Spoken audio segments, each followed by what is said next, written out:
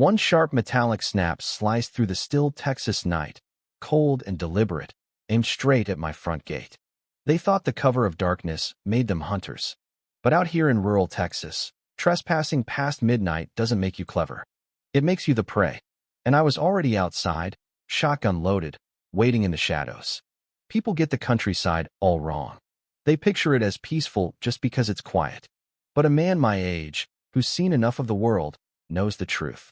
Quiet only feels peaceful when you trust everything around you. I trusted my land.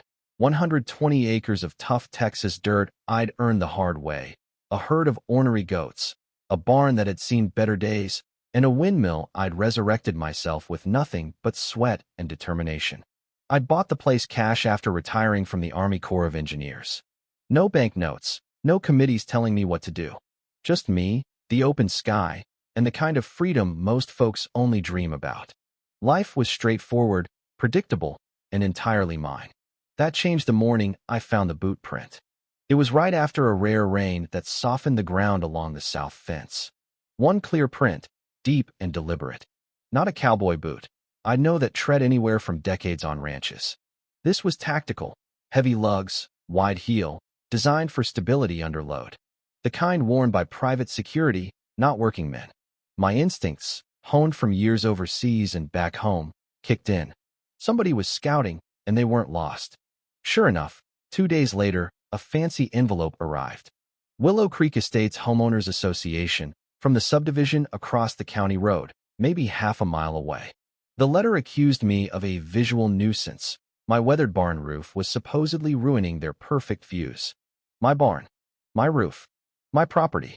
And they had no legal reach over my side of the line. I read it through, shook my head, and tossed it into the fire pit that evening. Watched it burn while sipping coffee. But the letters kept coming. Complaints about fencing, odors from the goats, even the dust kicked up by my truck. By the sixth one, the tone had shifted. Words like mandatory compliance and enforcement proceedings. I stopped burning them and started filing them.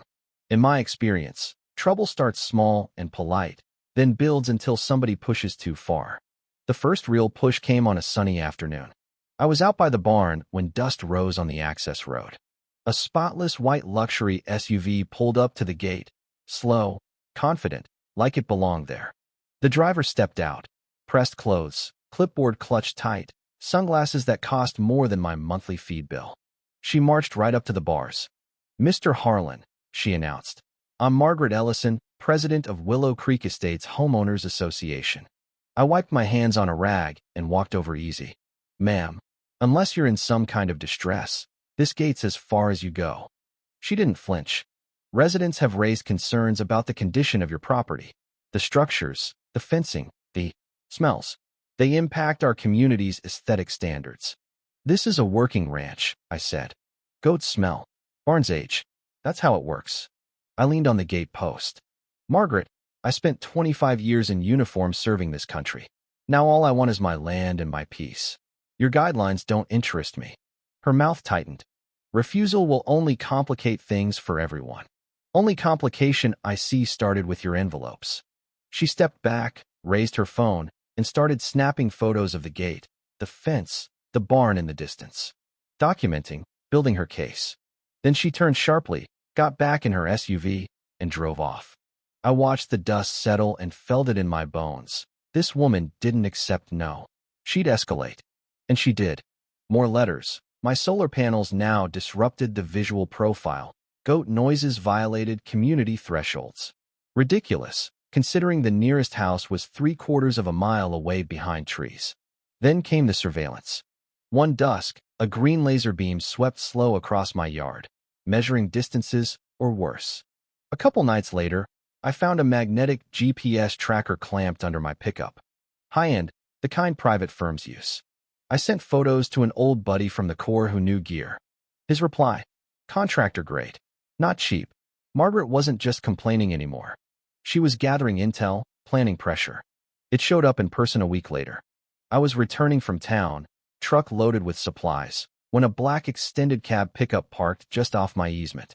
2 men leaned against it, black polos, no logos, heavy tactical boots. Same tread as that print in the mud. They straightened as I slowed. The shorter one tapped my door like we were old pals. "Mr. Harlan, we're with Willow Creek Security Services, here to discuss community standards." "Discuss from there," I said, window cracked just enough. "Look," he went on, "paperwork gets messy, but joining resolves everything. Keep your goats, whatever. Resist." He shrugged. The taller one finished. "Folks get curious about what's really going on out here." "Clear threat." I stared them down. "You're on the edge of my private road. Move along, or I'll consider you trespassing." They smirked but climbed back in and left. I pulled through the gate, secured it, and reviewed the camera footage. Faces clear, plate readable. Saved everywhere. That evening, I walked the perimeter.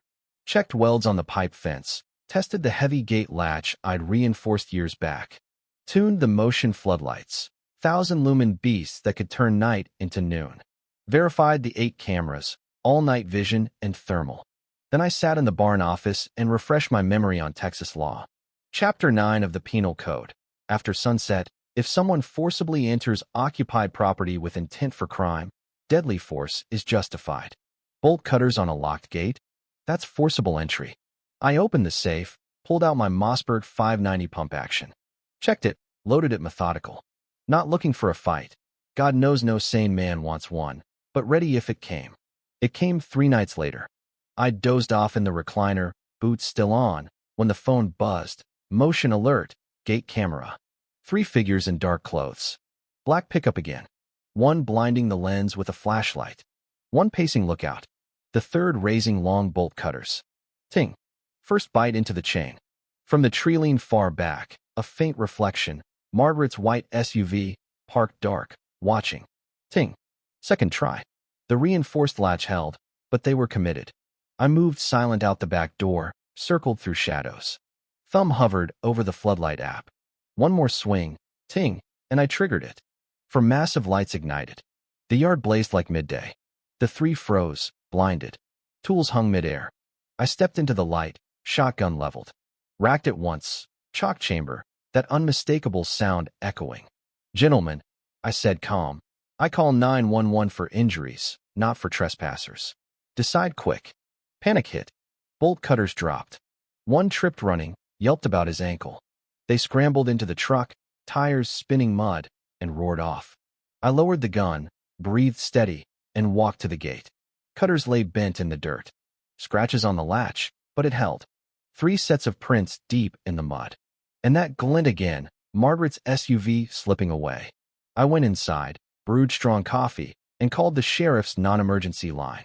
Told them calm. Attempted break-in, footage ready. Deputies arrived at dawn.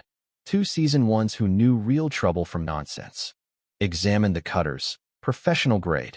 Reviewed footage, whistles and mutters of approval at the timing. They spotted the distant SUV frame. That's Ellison's plate. They took statements, evidence. Warned me. Folks like her lawyer up fast. Sure enough, midday summons to the station for formal statement. Walked in to find Margaret there in a power suit, flanked by a slick attorney. She avoided my eyes, but the lawyer sized me up like a problem to solve. In the interview room, they claimed it was a routine security patrol for Boundary Wellness.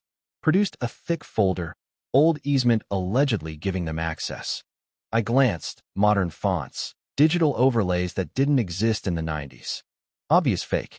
Deputies interrupted with real records and forensics already running. 2 days later, call back, document forged, created weeks ago in modern software, wrong county seals. Then jackpot. One of the thugs limped into urgent care. Warrant hit. Arrested. Named her attorneys. Known for aggressive HOA tactics. One ex-clerk with template access. Charges piled. Fraud, conspiracy, intimidation. Margaret went public first. Press conference outside the clubhouse. Dabbing fake tears. Calling me unstable and the patrol wildlife safety check. But the news had my timestamped footage. Aired that night. Bolt cutters at 1:07 a.m. Floodlights.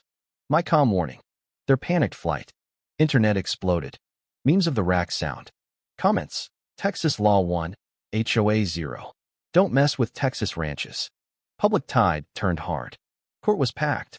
Ranchers, reporters, locals. My attorney laid out deeds, footage, forensics. Witnesses, bribed zoning official admitted offers. analyst detailed forgery. The talkative thug described orders direct from Margaret. She crumbled on the stand, claims contradicted at every turn. Judge ruled swift. Margaret guilty. 4 years probation, $280,000 fines, permanent ban from any HOA board in Texas. Thugs, prison time varying, security licenses revoked. Attorneys, referred for disbarment. Civil suit. Association ordered $750,000 to me for damages, distress, punitives. Forever barred from claiming my land. The HOA collapsed under the judgment. Dues soared, services cut, revolt inside. Margaret's house sold quick and quiet. Word was she left the state. I added a steel plate to the gate, painted bold letters, private property, and no trespassing. Violators will be dealt with according to Texas law. Now the nights are quiet again, the good kind. Coffee's always on, goats still ornery, windmill turning steady. I held my line. The law backed it. And peace returned, earned the hard way. What about you folks watching this? Stories like this stir up strong feelings. Was I right to stand armed that night? Or does that cross into too much? Where do you draw the line between defending your home and escalating violence? And those HOAs, necessary for communities, or just power grabs waiting to happen? Drop your thoughts in the comments. Tell me your stand. Have you dealt with overreach like this? Ever felt pushed to defend what's yours? Let's hear it. Real talk only.